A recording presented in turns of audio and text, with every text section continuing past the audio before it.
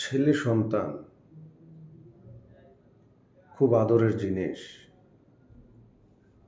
এবং খুব আদর করে তাদেরকে ছোটবেলা থেকে লালন পালন করে মা বাপ।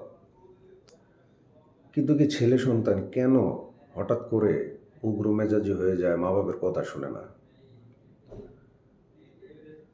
এর কারণ খুঁজলে কারণের শেষ নাই। কিন্তু আমি আমার জায়গা থেকে চিন্তা করে দেখলাম, যেই ঘরের বাপ অলস এবং মায়ের ধৈর্য খুবই কম, এইসব ছেলে সন্তানদের জীবনটা অনেক কষ্টের হয়। এবং মা বাপ যেখানে প্রতিনিয়ত ঝগড়া করে উঠতে বসতে, ছেলে সন্তানের সামনে মা বাবাকে রেসপেক্ট করে না, বা বাবার মেজাজ গরম হয়ে যায়, ছেলে সন্তানের সামনে মারধর করে। তো এগুলার কারণে অনেক সময় এই এফেক্টগুলো সম্পূর্ণ বাচ্চাদের উপরে পড়ে। হঠাৎ করে ওই বাচ্চার বিরুদ্ধে একটা কথা বলতে গেলেন, যে কথাটা হয়তো বা তাকে আপনি ভালোভাবে বুঝাইতে পারতেন এবং ঘরে আইনা একা বুঝাতে পারতেন, এই কথাটা আপনি তার বন্ধু বান্ধবের সামনে বা তার স্কুল ফ্রেন্ডের সামনে বলে ফেলছেন, তখন বাচ্চাটা এমন একটা রিয়েক্ট করে, তুমি সবসময় তো একটার পর একটা বিচার বাবার নামে দিতা, বাবার ফ্যামিলির নামে দিতা, আজকে আমার বিরুদ্ধে। তখন দেখবেন সে বলতে শিখে, এবং এই বলার যে সুযোগটা এটা করে দেয় ঘরের যে মা এবং বাবা দুজনের কারণই হয়ে থাকে। আমি যারা বাবা মা আছেন সবাইকে বলবো, এই কোমলমতি শিশু যাকে একবার কোলে নিয়ে চুমু খাইতেন গালে মুখে, আজকে সে কেন আপনার কথা শুনে না? সে কেন এত ক্রেজি হয়ে গেল? নিজে নিজে একটু চিন্তা করেন। আর আরেকটা কথা হচ্ছে, সব বাচ্চাদেরকে বলবো, তোমরা যখন মোটামুটি একটু বড় হও, 8, 9, 10-এ, তোমরা একটু ধৈর্যশীল হও। যদি তোমরা সব কিছু মা বাপকে প্রেশার দিয়ে নিতে চাও, প্রেশার করো।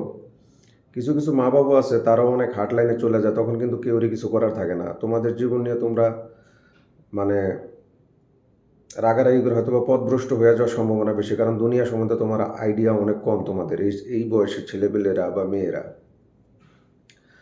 আরেকটা কথা হচ্ছে, ছেলে সন্তান পড়ালেখা করাই বা আমাদের মা বাবাও চেষ্টা করছে, হয়তো বা আমাদের মা বাবা পৃথিবীতে বেশি দিন ছিলেন না, আমরা ছোট থাকা অবস্থায় চলে গেছে। এরকম হাজারো লক্ষ ফ্যামিলি আছে যাদের মা বাপ ছোটকালেই মারা গেছে, পড়ালেখা করতে পারে না, ডিগ্রি অর্জন করতে পারে নাই। তবে ডিগ্রি এক জিনিস আর মানুষ হওয়া আরেক জিনিস। এখানে আল্লাহ পাকের বিশেষ একটা রহমত যাদের প্রতি আছে, আমি দেখছি ডিগ্রি অর্জন না করেও আল্লাহ পাক তাদেরকে যে মর্যাদা ইজ্জত যেই জায়গায় তাদেরকে রাখছে প্রতিনিয়ত, আমি অবনীত চিত্তে শুকরিয়া দেব আল্লাহর কাছে, যে ভালো একজন মানুষ, ভালো একজন বস পাওয়া যে কত বড় শুকরিয়ার ব্যাপার। তবে আপনাকে ভালো মানুষ হতে হবে। ভালো মানুষ হতে হলে অবশ্যই আল্লাহর রহমত দরকার, মা বাবার দোয়া দরকার। আপনি দেখবেন ডিগ্রি ছাড়াও আল্লাহ পাক, আপনি যেখানে ডিগ্রিওয়ালা বসতে পারে না, ডিগ্রি ছাড়াও আল্লাহ পাক আপনাকে বসাতে পারে। এটা একান্তই আল্লাহর ইচ্ছা।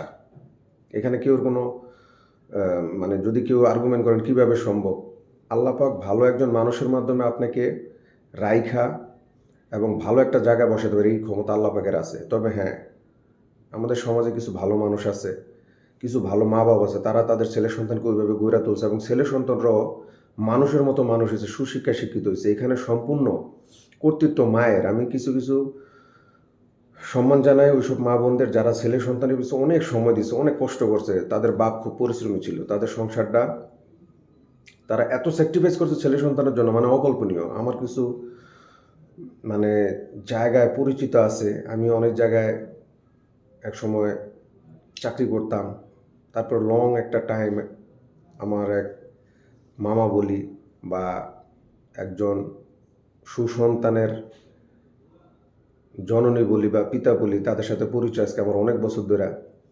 আমি একটা ফ্যামিলি দেখলাম মাশাল্লাহ।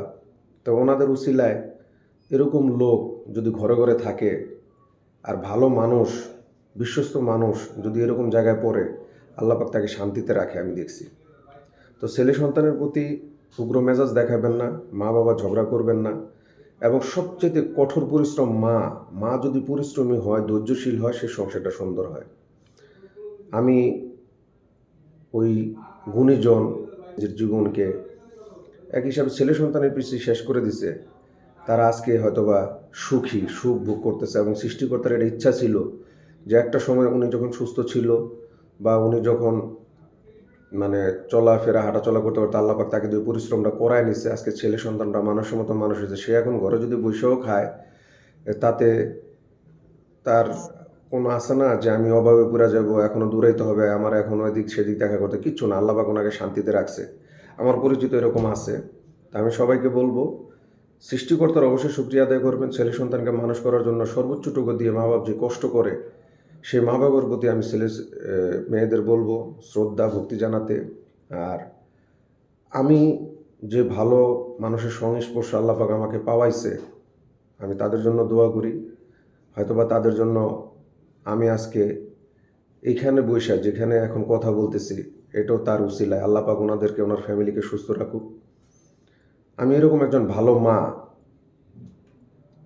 মানে আমি খুব কম দেখছি। আমি সব ঘরে ঘরে, মাঝে মধ্যে আমি চিন্তা করি যদি এরকম মা ঘরে ঘরে থাকতো, ছেলে সন্তানরা হাতের গ্রিপের বাইরে চলে গেলে এখন নষ্ট হয়ে যাওয়ার সম্ভাবনা বেশি। কিন্তু আমি ওনাকে দেখি না কখনো ছেলে সন্তানকে একা রেখা নিজের স্বাদ আহ্লাদ ফুর্তি পালন করতে, কখনোই দেখি নাই। এখনও সে খুবই দায়িত্বশীল। আল্লাহ পাক ওনাকে ন্যাক হায়াত দারাজ করুক। এই জন্য বলা কথাগুলা সবাইকে বলবো, মা ধৈর্যশীল বা পরিশ্রমী হতে হবে, না হলে ওই সংসার অ্যাজ লাইক জাহান্নামের মতো হয়ে যায়। আমি অনেক কিছু দেখছি, অনেক কিছু জেনে শুনেও অনেক মা অনেক বাবা ধৈর্য ধরে থাকে শুধু সংসারের দিকে তাকায়। সবাইকে বলবো ছেলে সন্তানকে শাসন করবেন, সবার সামনে না। হেল্পফুল হন, যার যার জায়গা থেকে যতটুকু পারেন হেল্প করেন। গোপনে সাহায্য আল্লাহ পাকের রাগ গোসাকে মানে পানি করে দেয়, আপদ বিপদ থাকলে আল্লাহ পাক দূর করে দেয়। সবাই ভালো থাকবেন। ছেলে সন্তান যতই ডিগ্রি অর্জন করুক, যদি মানুষ না হয়, আপনার বাড়ি গাড়ি আমেরিকা, আপনার বাড়ি আছে, আপনার সিটিজেনশিপ আছে সুইজারল্যান্ডে, কোনো লাভ নেই। আপনি সেখানে গিয়ে শান্তিতে থাক, আপনি কুড়ে করে থাকেও শান্তি পাবেন। ভালো থাকবেন সবাই। যারা আমার ভিডিওটি কষ্ট করে দেখছেন সবাইকে ধন্যবাদ। আসসালামু আলাইকুম রহমতুল্লাহ বরকাত।